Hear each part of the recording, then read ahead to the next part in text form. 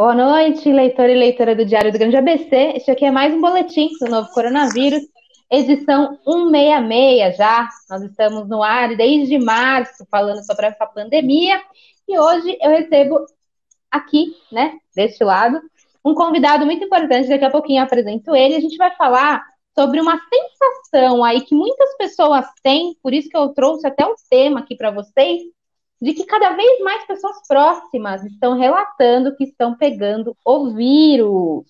A gente vai falar muito sobre isso, então já vou apresentá-lo. Ele é o Roberto Debski, ele é psicólogo clínico geral, e aí ele pode falar um pouquinho mais sobre todas as outras especialidades dele. Agradeço a sua presença, doutor. Boa noite. Boa noite, Marcela, e a todos que estão aqui no Diário do Grande ABC. Muito bem, antes da gente entrar, o senhor estava falando que fazia mais o quê? Então, na medicina, eu atendo, claro, como clínico geral, sou plantonista, tenho atendido muitos casos de Covid já desde março, e minha especialidade na clínica também é homeopatia e acupuntura.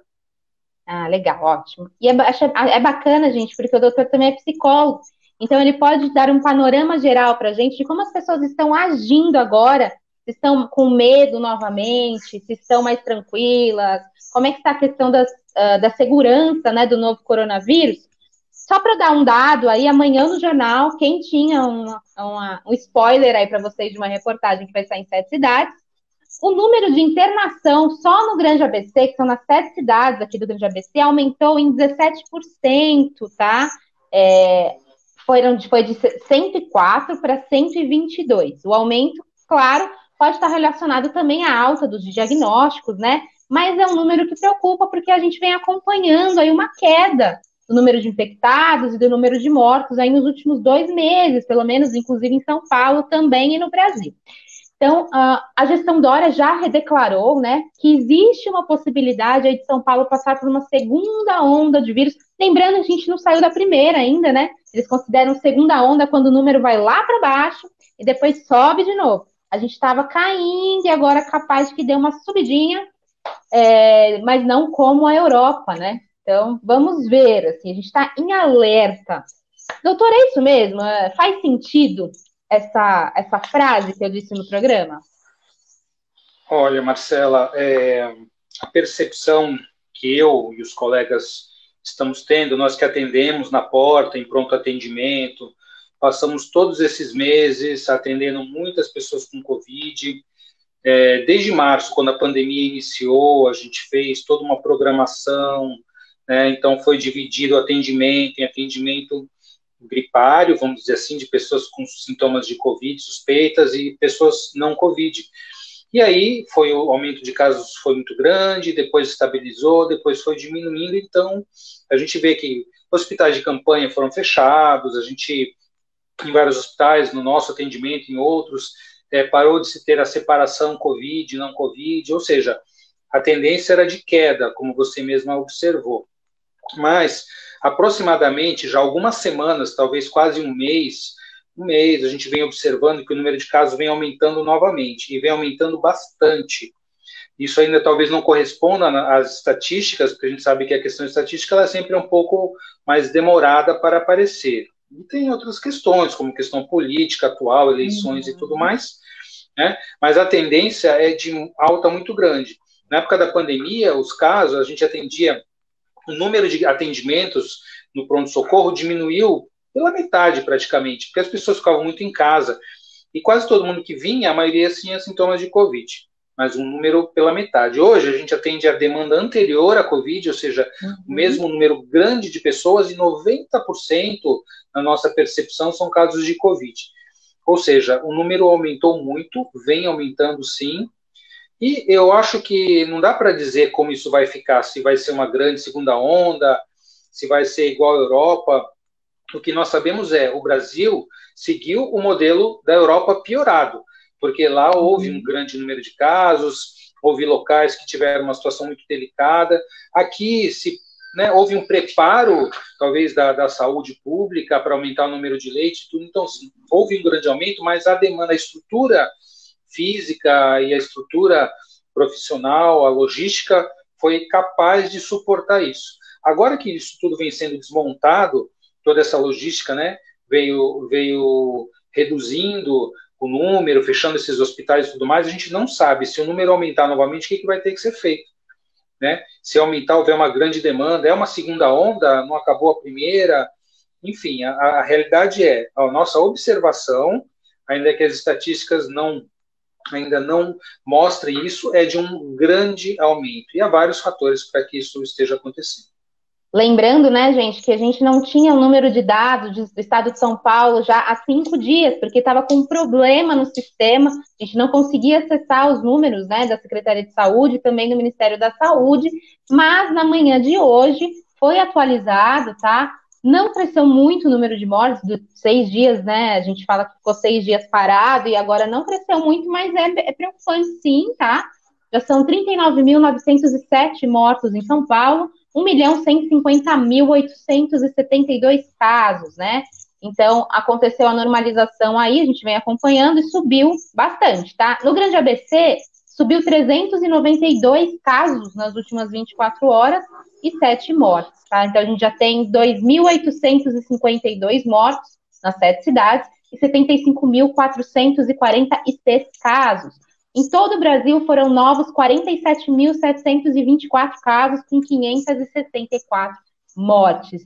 É muita gente ainda, a gente, né, vem normalizando, eu acho, a questão de baixar, porque já chegou a muito mais, mas continua sendo muita gente que morre, muita gente que pega um novo coronavírus, e essa sensação de que está chegando cada vez mais próximo da gente, da nossa casa, tem a ver um pouco com a flexibilização, né, doutor Roberto? As pessoas mentalmente acabaram abaixando a guarda um pouco. É isso que você percebe?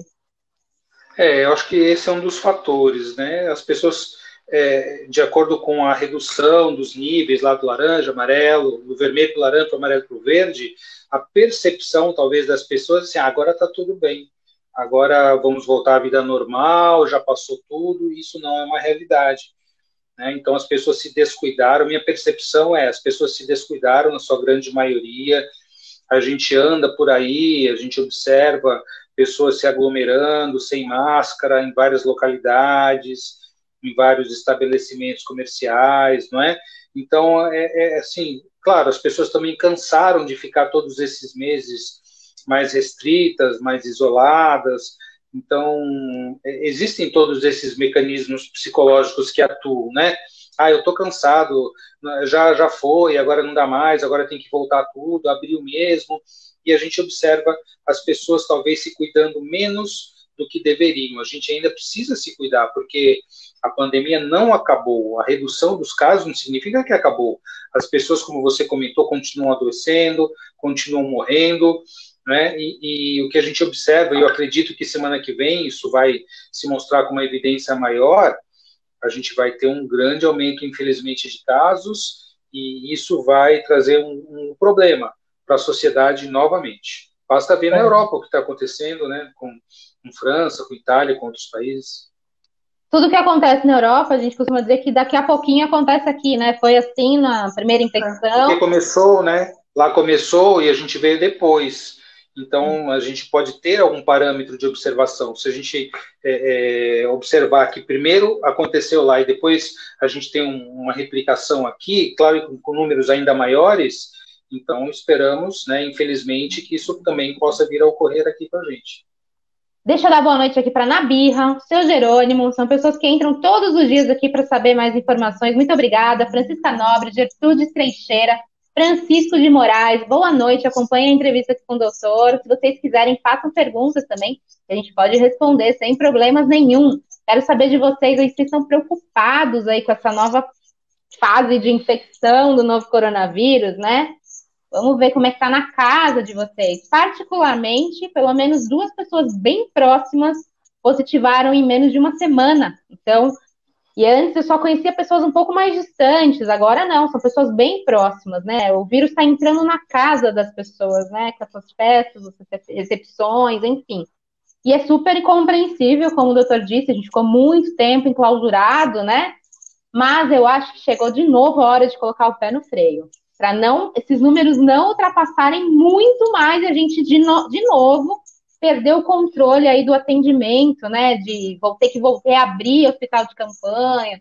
Já pensou, gente? Que absurdo, não dá, né? Então, eu fiz mais essa live aqui para pedir, pelo amor de Deus, se cuidem, não deixem de se cuidar, redobrem os cuidados, né? No começo da pandemia, as pessoas já deixavam o sapato na porta, entravam direto para o banho, se via alguém, era longe. Então, infelizmente, a gente vai ter que voltar a essas práticas aí, obviamente, sem esquecer da máscara, né? A máscara foi provada aí que é um grande obstáculo para o vírus, né, doutor? Essa é a principal, né? Eu acredito que a higiene das mãos, o contato próximo e o uso das máscaras é fundamental, é fundamental. E a gente observa as pessoas saindo nos lugares sem máscara. Ah, não é obrigado a usar máscara, as pessoas usam máscara aqui, deixam o nariz de fora, para dizer que estão usando máscara. Então, agir dessa maneira pedir para que aconteça alguma coisa. Na verdade, a máscara, como você falou, realmente tem comprovação que ajuda a evitar, é uma barreira mecânica. Desde o começo da pandemia eu já falava isso, porque é óbvio, né, é óbvio que isso é assim. Nos países orientais já se usava máscara usualmente, as pessoas saíam na rua de máscara, um grande número de pessoas, né, e no começo você falou, não precisa, só pessoas, lembra? Só pessoas com sintomas, depois acabou se aconselhando muito sabiamente que todos usassem, e eu digo, todos devemos continuar usando. Se você vai sair, vai fazer, tem algum compromisso, vai em local que tem pessoas, use máscara. Ah, mas eu estou cansado de usar máscara, é chato, dá coceira, dá alergia. Sim, dá tudo isso. Quando nós damos plantão, nós usamos 2 máscaras, face shield, touca, 2 aventais. É assim, é complicado, mas é necessário. Isso é uma maneira, não vamos dizer que isso evita 100%, mas dificulta demais a contaminação. Nós precisamos, porque ainda não tem um tratamento efetivo, ainda não temos vacina, essa doença mata, tem matado muita gente. O número está longe, estatística, não sei, mas se pegar uma pessoa próxima de nós vamos sentir na carne, como se fala, como é duro passar por esse tipo de problema. Com certeza. Olha só, para vocês terem uma ideia, Estados Unidos, aí o topo da infecção do mundo, registrou hoje, gente, 140 mil novos casos. É muita coisa. Mais de 240 mil pessoas já morreram nos Estados Unidos, né? E o que a gente vê lá e o que a gente vê aqui também é essa barreira política, né? Essa judicialização também das vacinas, o que atrapalha muito, deixa as pessoas cada vez mais confusas.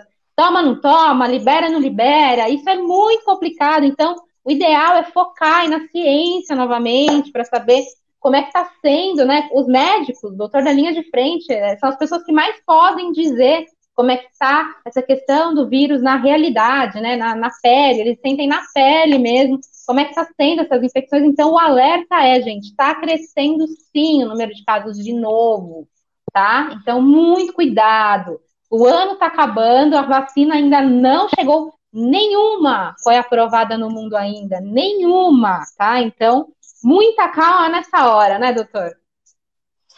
A gente tem que aprender com a experiência, né? Já passamos por outras epidemias, nunca como essa em tempos recentes, né?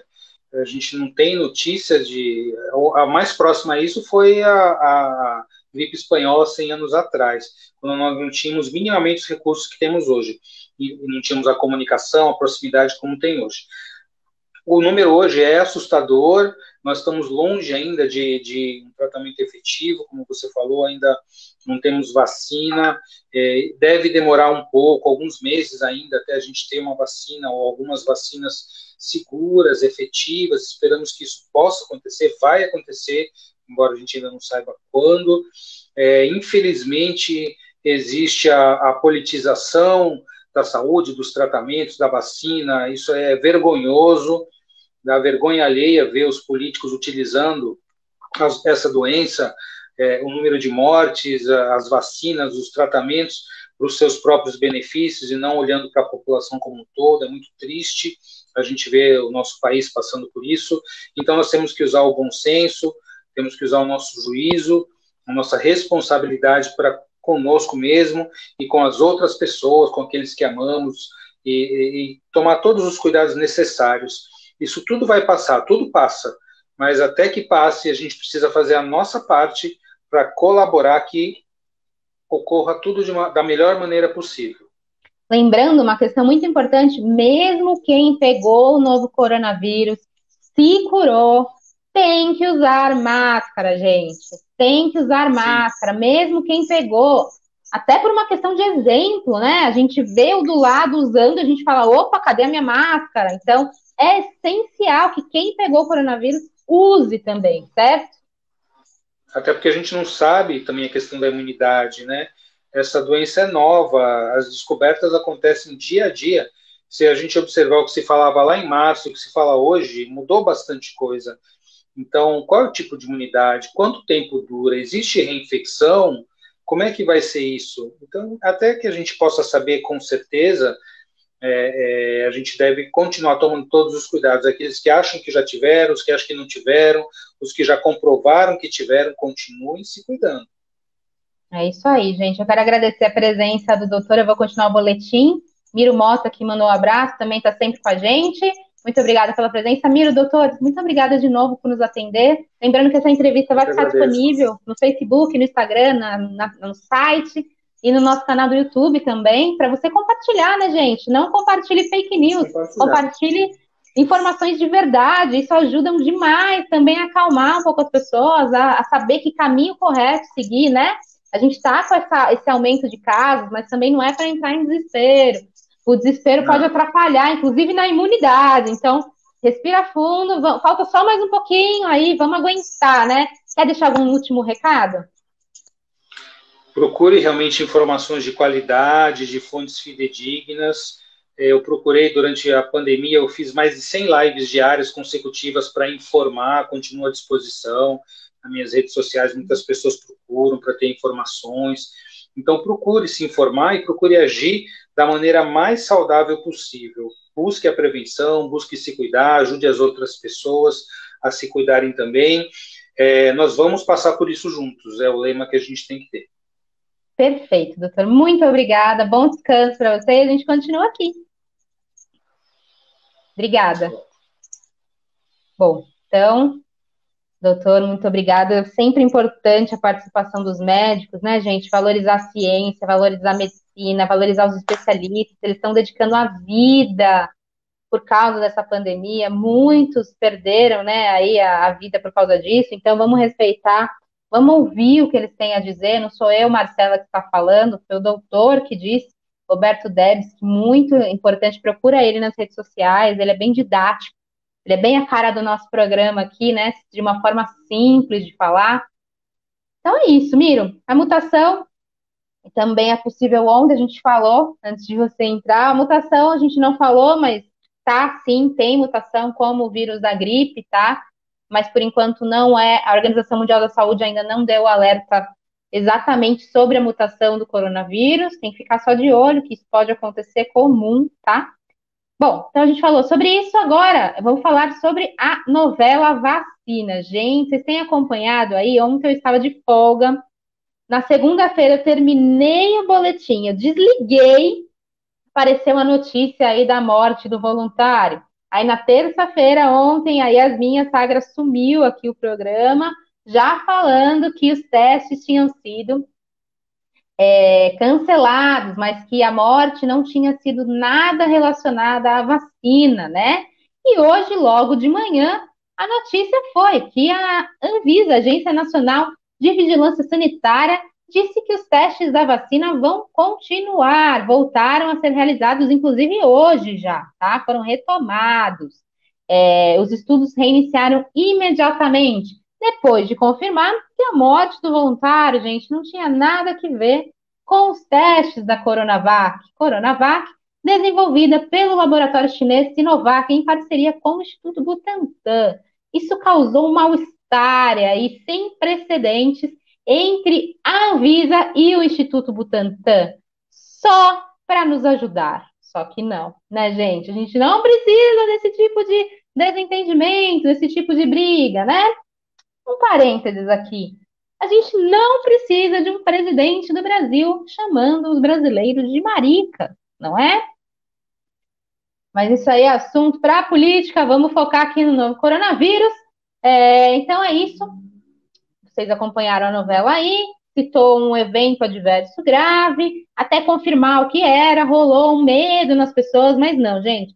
Os estudos voltaram, esse tipo de coisa é comum, tá? Nos estudos de uma vacina.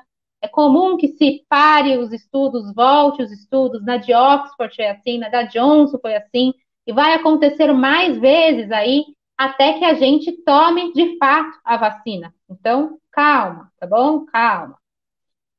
Eu separei aqui uma pesquisa, gente. Universidade de Stanford, na Califórnia, nos Estados Unidos, ele usou os dados de movimentação de pessoas de 10 cidades diferentes dos Estados Unidos para criar um modelo aí que sugere onde os lugares onde mais se contrai o novo coronavírus.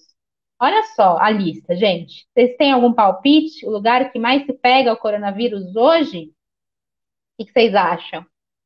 Lembrando que vários lugares flexibilizaram, abriram coisas. Onde vocês acham que mais pega o novo coronavírus, hein? Estão quietinhos hoje, gente. Participa. Tirando o Miro, que participa sempre, e eu agradeço. Cadê vocês? Participa aí com a gente. É importante fazer esse trabalho aqui com vocês. Vamos ver se alguém respondeu. Senão eu já vou para lista direto, gente. Olha só. Segundo essa pesquisa norte-americana, o lugar onde se pega mais o novo coronavírus hoje em dia, gente, são nos restaurantes, tá? Restaurantes de serviço completo.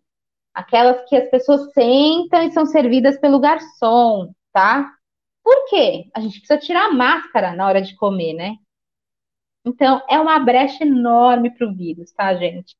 Vamos voltar a ser MasterChef, fazer a comidinha em casa e deixar para ir no restaurante no momento bom, né? No momento que precise, alguma comemoração. Mas não direto. Tem gente que tá saindo todo dia, meu Deus do céu. Acabou a pandemia, minha gente. A Nabirra acha que foi nos bares. Quase, né, Nabirra? Foram nos restaurantes. Em segundo lugar, nas academias. Então, vai lá, faz o equipamento, vai lá o outro, coloca a mão no equipamento, pronto, vírus. Então, por favor, como o Yuri Souza aqui, olha, ele diz que usa o álcool em gel entre um equipamento e outro, não põe a mão no nariz, na boca, né? Usa máscara o tempo todo. É importante, faça isso, tá bom? Porque não adianta nada ficar malhadinho e ter o coronavírus, concorda? Terceiro lugar, na birra, aí, ó, cafés e bares, tá? Cafés e bares.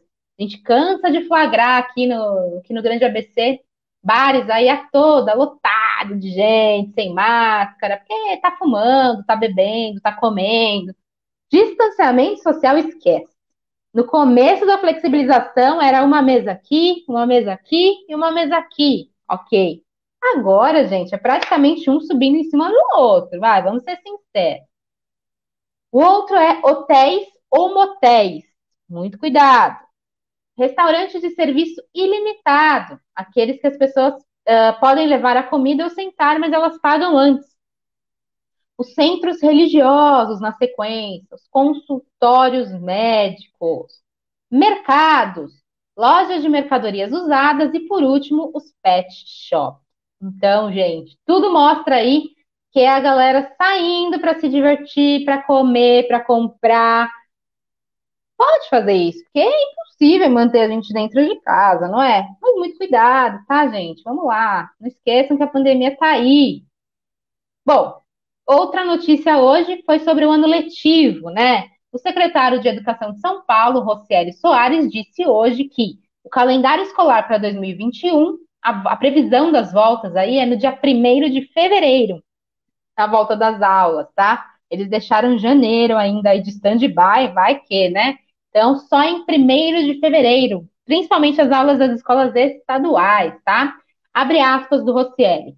Uma coisa importante, hoje nossa previsão é de retorno presencial em 2021. Obviamente, vamos avaliar a situação primeiro, a cada semana, a cada mês, como nós temos feito. E aí, em janeiro, eles vão observar como é que está a situação no Brasil.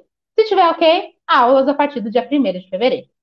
Além disso, olha só os alunos, atenção, pais e avós, quem cuida aí da molecada, vai reprovar este ano.